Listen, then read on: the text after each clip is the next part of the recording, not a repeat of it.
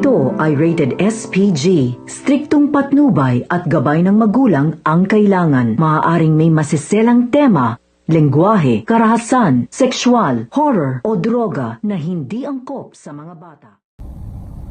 Nang matuklasan nga nito ni Mr. Chang na may sumusunod nga sa kanilang NCEA, ay agad nga silang nag-pack ng kanilang transaction upang makaalis nga dito sa kinaroroonan nila.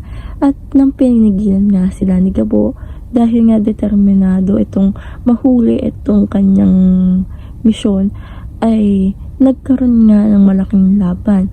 At ito namang mga NCAA ay nanonood nga kung paano makipaglaban itong si Gabo at bakit nga daw ito nakikiuna na hulihin nga ito at hindi nga rin papayag itong grupo nila Sam na makuha nila Gabo itong mission na to dahil nga kailangan din nila mailantad ang katotohanan sa kanilang opisina para sa kanilang trabaho.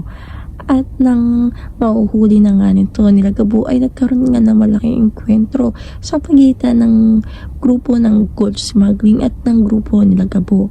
Aabangan nga natin kung sino nga ba ang makakahuli dito sa gold smuggling, kung ang grupo ba ng SAI or ang grupo nito nila Gabo. Dito nga natin aabangan yan sa Si Gabo.